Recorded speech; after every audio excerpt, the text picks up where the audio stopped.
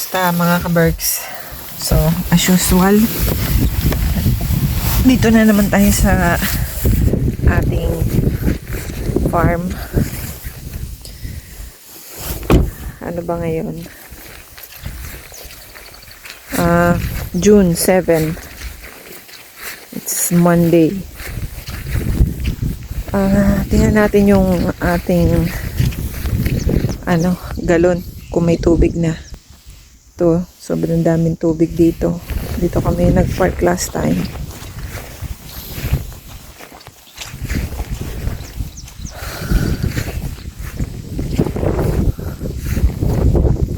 Tubig ba?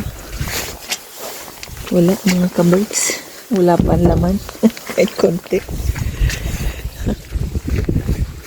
Hindi masyadong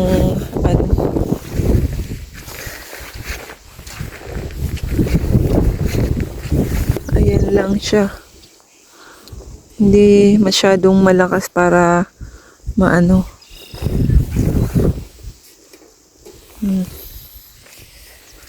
Baka kailangan malakas.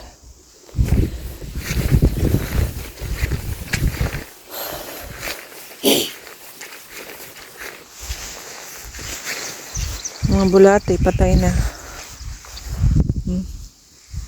May iba, may kumikilos pa naman.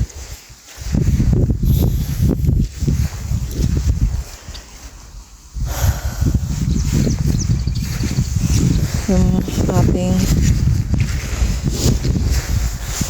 buhay pa ba kayo? Buhay pa ba? Yung mga ginger.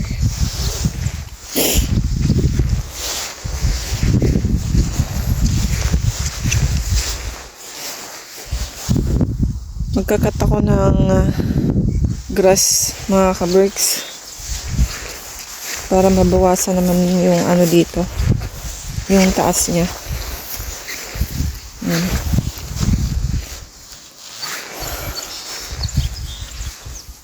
So kagaya nga ng sabi ko sa inyo mga ka-Berks, yung paglalagay ng dito, ang palaya, walang kasiguraduhan dahil nga malamig pa, di ba?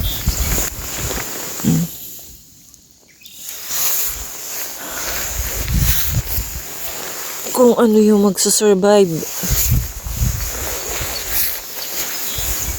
hindi natin alam. Wala na yung dahon. Kaya sa ibang farm, ina-advise nila na magkaroon ng greenhouse. Pero dahil nag-uumpisa pa lang tayo, kung ano lang kaya ng budget.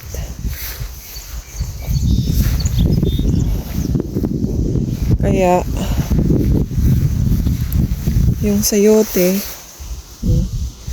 siyempre yung sayote magsusurvive mga ka-Berks dahil kaya niya ang lamig.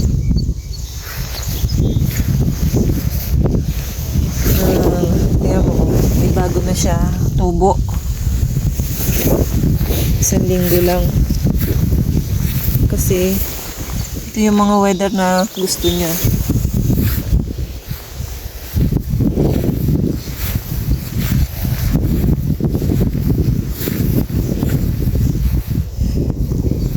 Tignan natin yung kamote. Kasi yung kamote tropical din.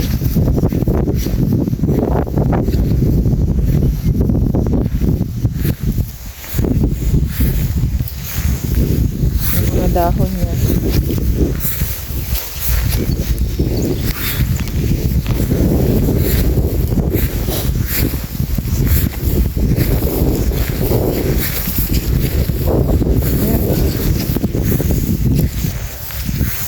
Sana yung ugat okay pa kasi ang kamote naman ang ugat niya as long as okay.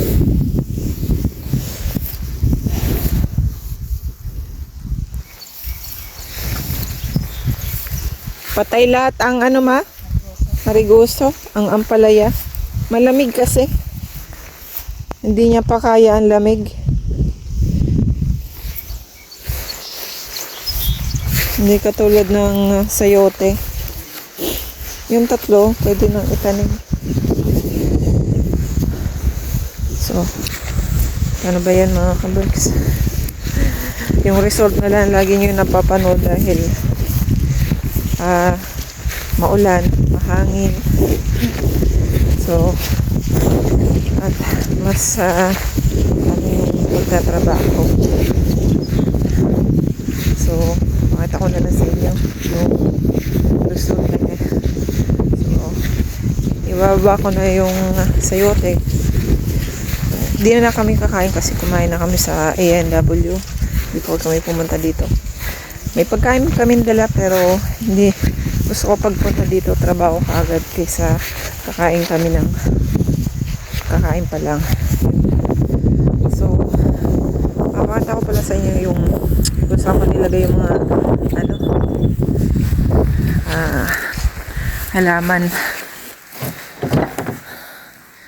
So syempre pinagkasya. So yan na yung ampalaya. So mga kaberks, dala namin yung ampalaya. Pero yung ampalaya kung ilalagay ngayon mamamatay sila. Mahirap magpalaki ng ampalaya. So alanganin ako na itanim siya, baka mamatay lahat. So pag namatay sila lahat, edi wala na natira, 'di ba? Lang. Ay. So tanggalin ko muna yung mga gamit, saka ako ibaba itong sayote. Tatlo yan. Yan. Ay. Trabaho muna mga kaberks. Umuulan na mga kaberks. Di pa kami nakapag-set up ng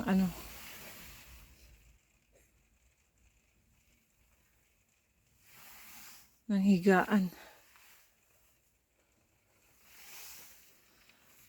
Tapos umuulan na. Ay, frustrating. Ayaw mabuksan ng pintuan. Wala kami mahigaan. Buti na lang na ibaba yung lahat ng bit-bit. Di lalo na kami walang na pwestuhan. Dahil yung gamit nandiyan din sa harapan. Ay nako. Kalaban talaga panahon. May tulong. May tulong ang panahon. Ang ulan kailangan. Pero pag ganito,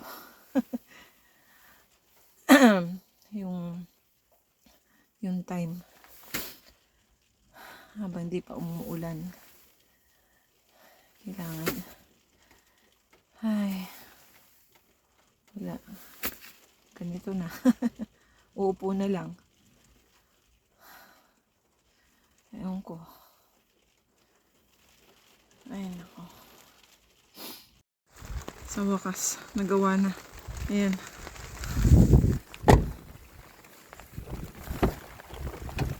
Ay. So yung mga gamit nandito kasi kailangan yung driver seat accessible. Kailangan may access ang driver.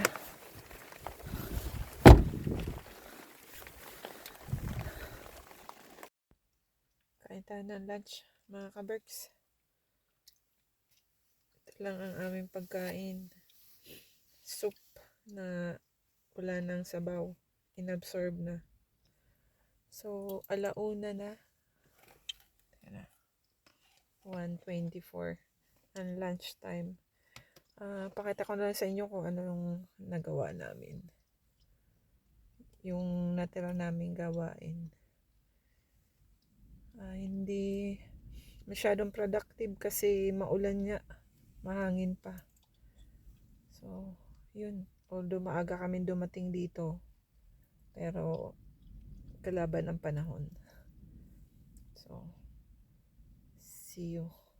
Tapusin ko lang tong pagkain.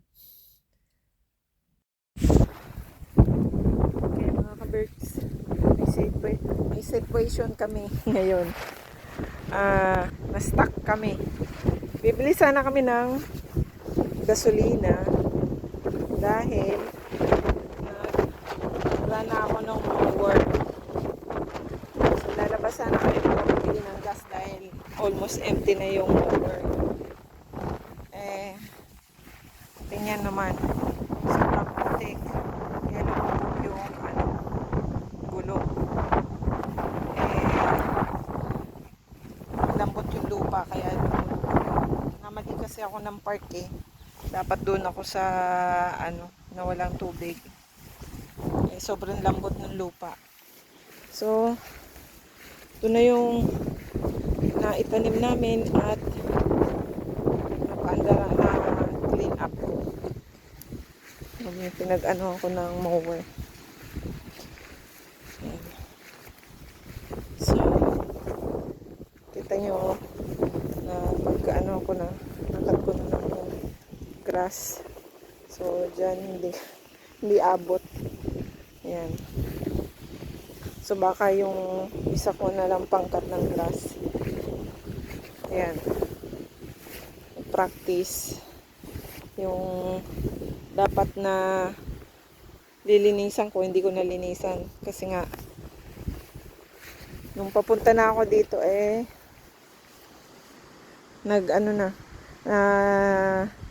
umaberya na dahil punong-puno na yung lagayan, yung bag niya. Ayoko ng panda rin dahil almost empty na yung mower. So ayoko naman masira, second hand na nga lang masisira ako pa, 'di ba? Maganda naman yung takbo at mag-cut. So, di ba? Not bad. Hindi na masama. Ay. So ito pala yung tanim na namin, mga ka-birds.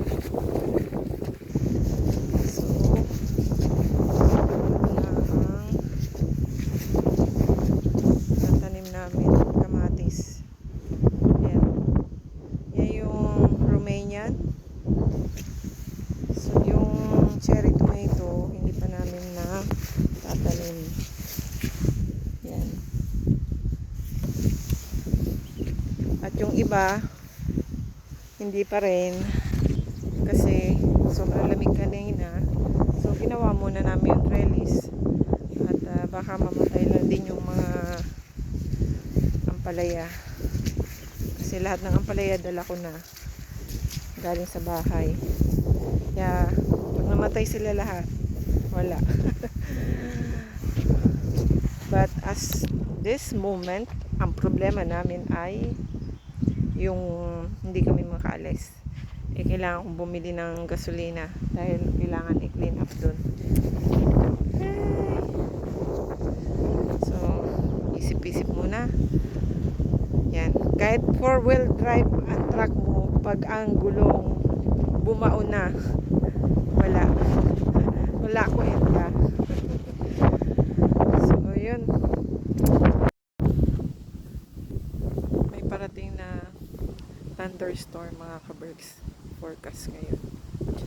So tingnan nyo naman paano magluto. Ayan, sa kanto dahil mahangin, wala kami tent. Syempre yung pananim namin ay dyan dahil kailangan namin matulog sa sasakyan, diba? Yan, yung higaan namin. So kaya nandyan yung mga tanim namin at ang lakas-lakas pa ng ulan ng hangin. Ito sakripisyo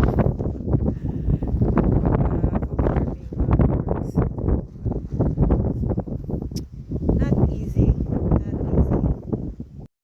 Kain na tayo mga ka-berks. So ganito kami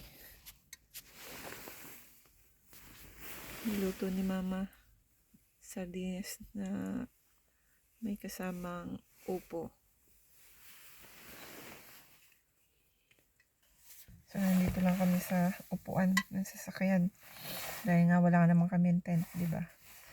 So, ganito lang ang aming sitwasyon. Ay,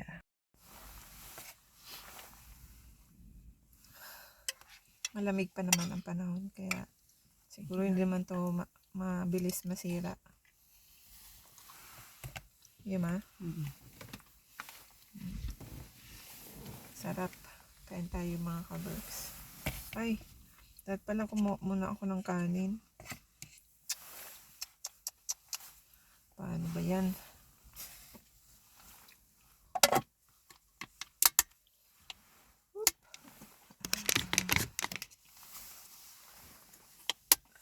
Kanin muna kinuha ko.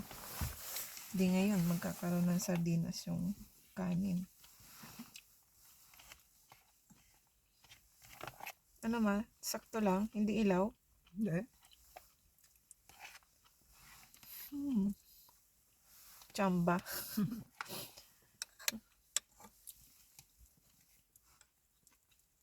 Di na ako marunong mag-saing ng ganito. Dahil laging rice cooker.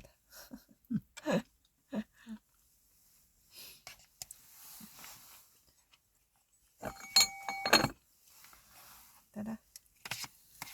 Kain tayo. At least mainit yung kanin. Kasi kanina, tsinaga namin yung soup na malamig. Tara mga kaberks. Kain tayo. Yum. So, sabi ko ngayon mga kaberks.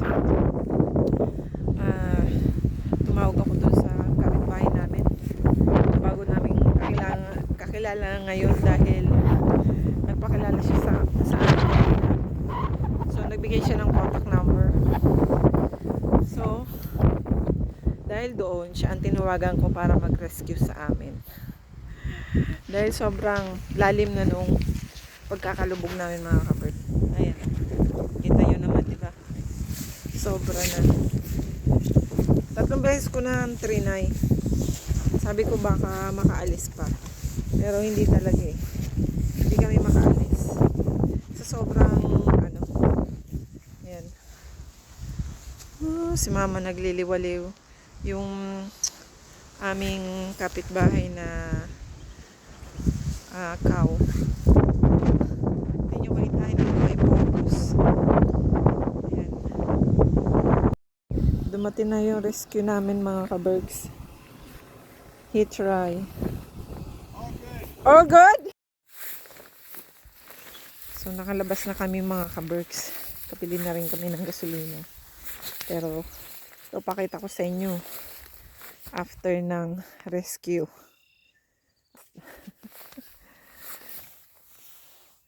Oh, daming gulong. At kita nyo dito ang pinakamalala. As in sobrang lalim talaga nung pagkakalubog niya. Mas malala pa siya dun sa pagkakalubog ko eh. Ayan o. Grabe to. Grabe. Labasan na yung mga mosquito.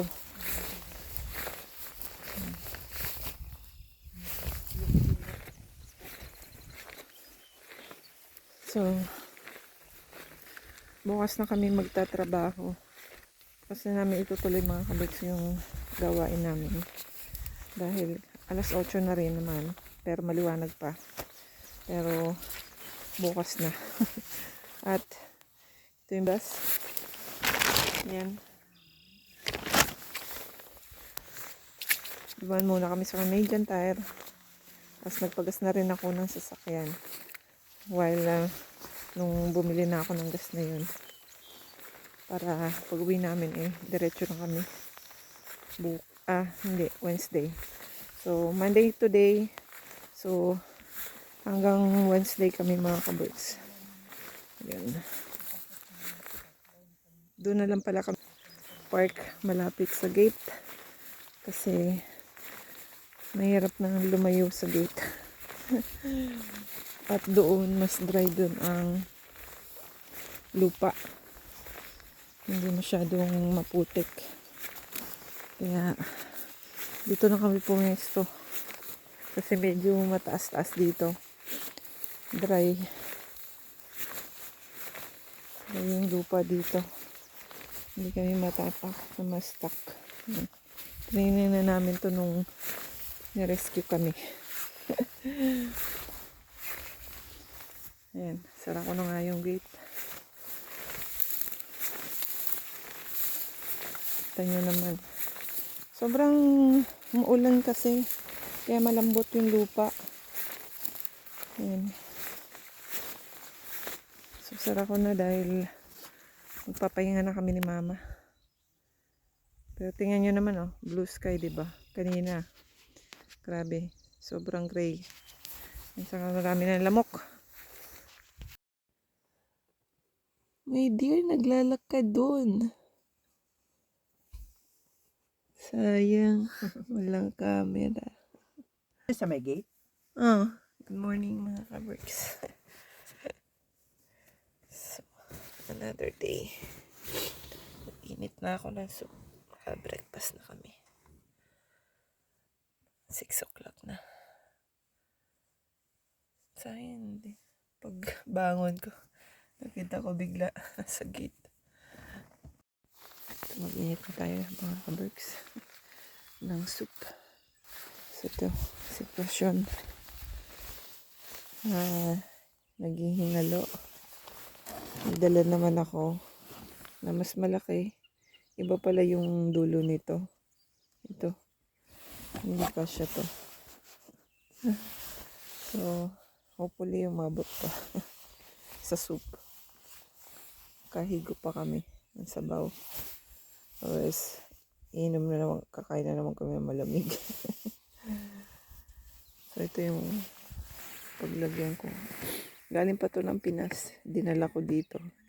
Pinagtyagaan ko na dalhin. Lagay nito, ang laman nito, mga pasalubong. Ayan. Wala ka kasi makikita nito dito sa Canada. So, ayan. Sibuyas. Nagdala kami kamatis kasi may itlog na maalat kami. Ano ba dala namin? Tinapa. Ayan. Kamote. Merienda. Kaso na overcook. Nagtutubig. Sobrang daming tubig yung kamote. Tama na daldal. Init na ng tubig.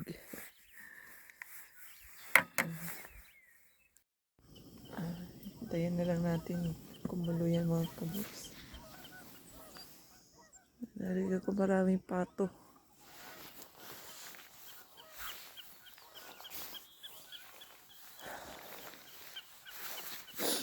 Ayan natin. Basa pa din. Sana naman matuyo na. Bigay naman ng haring araw ng ilang araw naman. Please naman. Lagi na lang maulan. Basang-basa. Sabi nga ng mga farmers dito, hindi na sila makatanim dahil sobrang basa.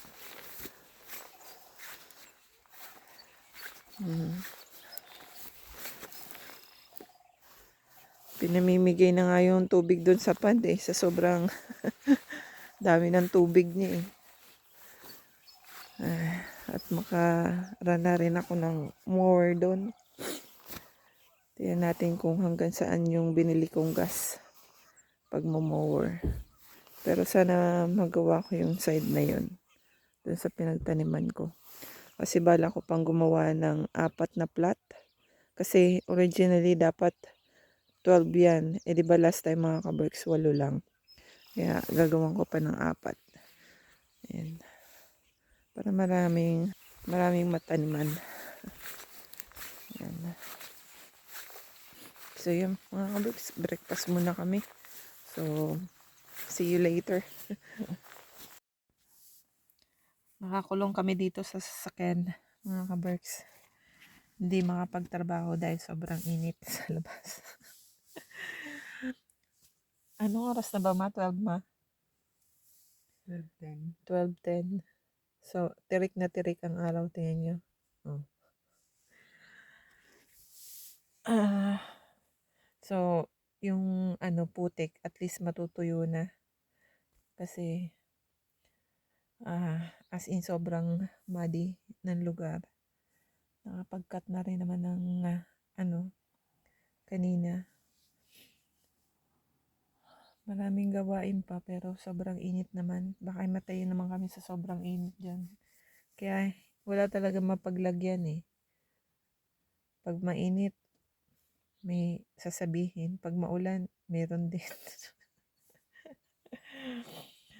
Ano ba talaga?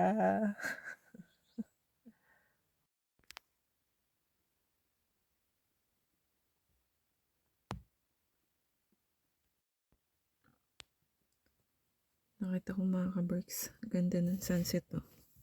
Buksan natin yung pinto para makita niyo.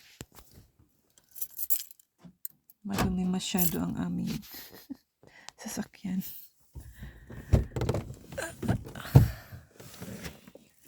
Whoop. Oh, di ba? Ganda.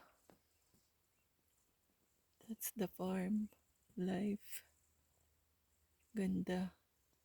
Kaso maraming lamok pumapasok sa sasakyan. Kanina pa kami takip ng takip.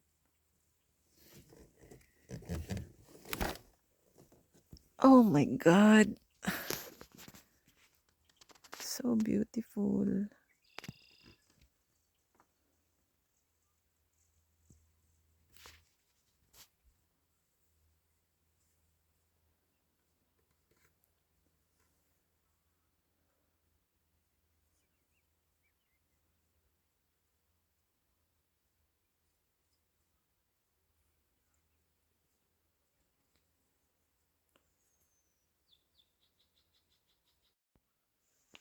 Good morning mga ka-Berks.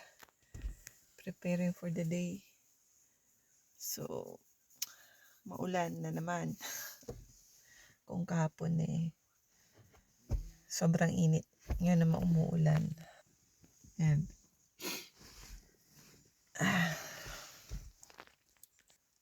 So, hindi ako makalabas. Dahil yung pants ko naiwan ko dun sa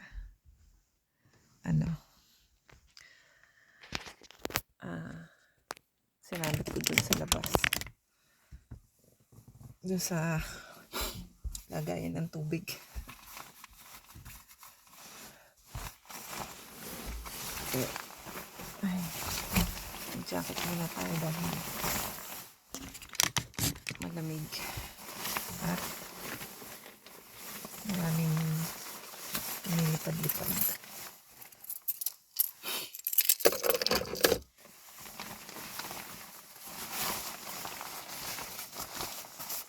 Ayan. Ay.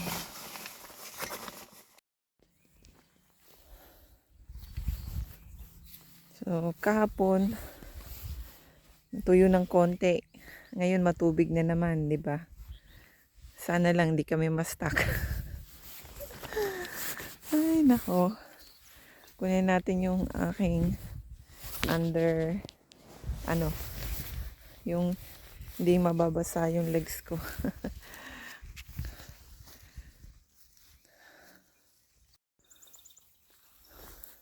So, bago tayo prepare ng breakfast mga ka-Berks, i-tour ko muna kayo sa na-accomplish namin dito.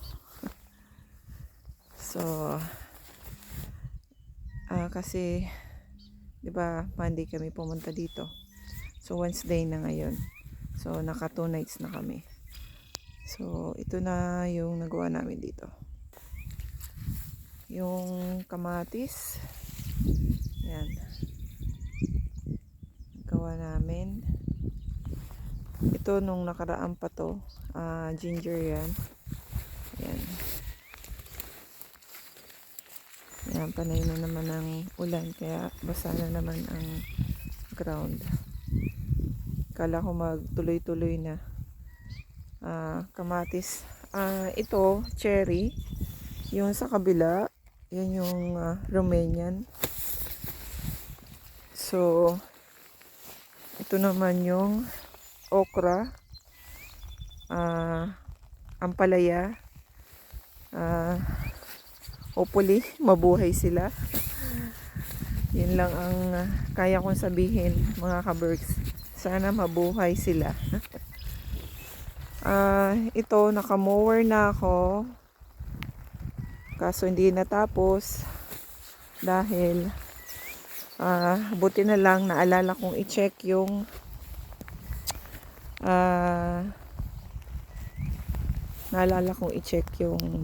oil niya.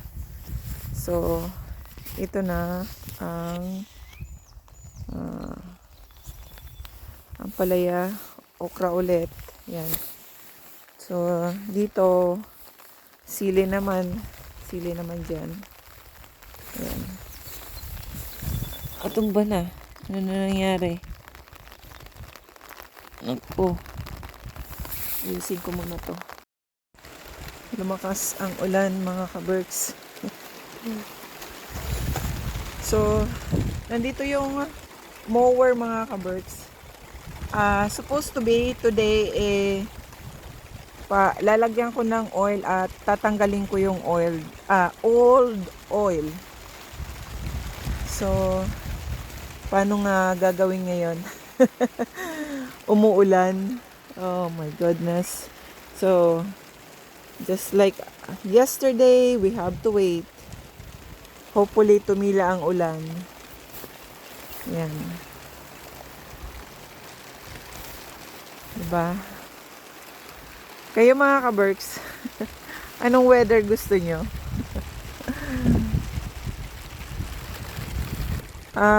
Pag outdoor, siguro cloudy lang. Sana kayang piliin ng tao ang panahon, no? Lalo na sa mga taong nagtatrabaho sa labas. Yung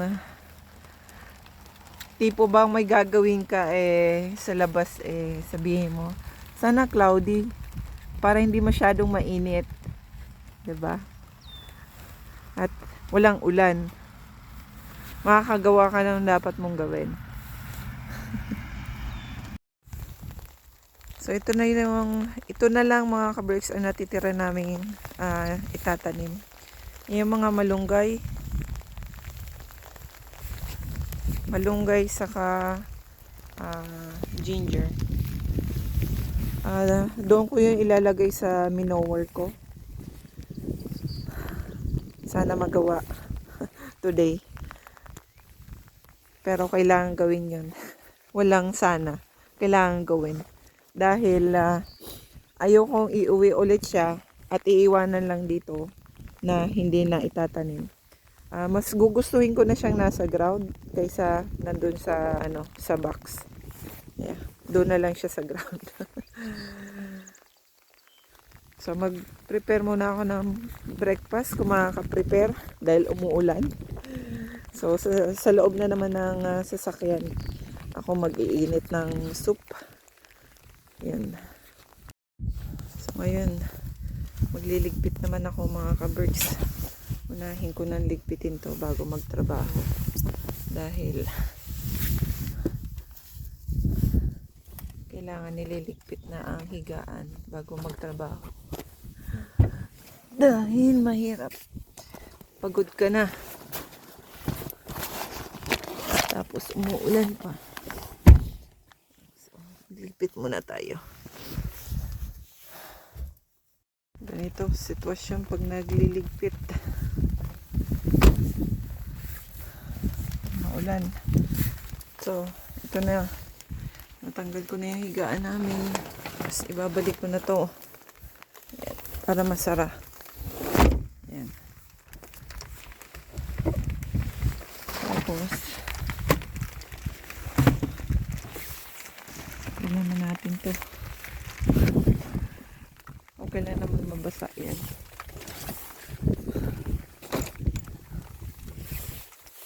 So, yung upuan na babalik natin. Oops. Ano nakalagay? Sorry.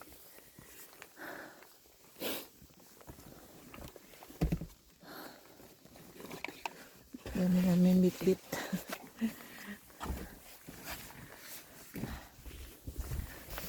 Tsaka ito mga ka-bikes, seat belt.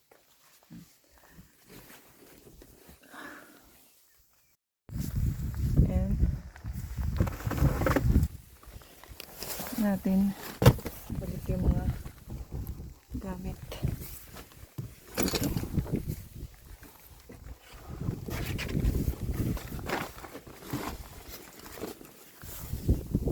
May isa pa doon.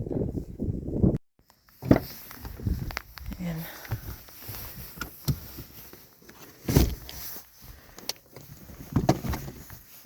Ayan.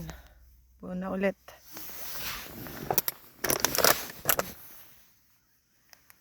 Pwede na may sumakay. Tapos saka ko siya itutumba ulit pag matutulog. So since tapos na magligpit, mag-breakfast na, yung soup sira. Kasi kahapon sobrang init, may gatas yun. Mapaabot na tabi kang wipes. Thank you.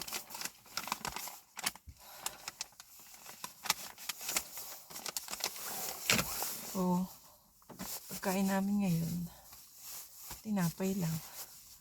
Yung binili namin sa town kahapon nung pumunta ako ng Sobeys para bumili ng tubig dahil naubusan kami kahapon dahil sobrang init. Siyempre, panay din inom. Yan. Kunti na lang kasi natitira. Panik ako. Mas mainam na yung may mainom kami. Kaysa wala. Saka maghanap sa gabi. Ayan. Ito siya, oh. Sarap naman. Ayan. Wala mahigop din na kape or tubig dahil yun nga, naubos na yung gasol. Tara, breakfast tayo mga ka-berks.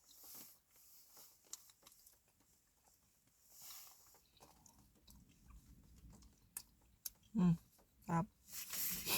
Okay.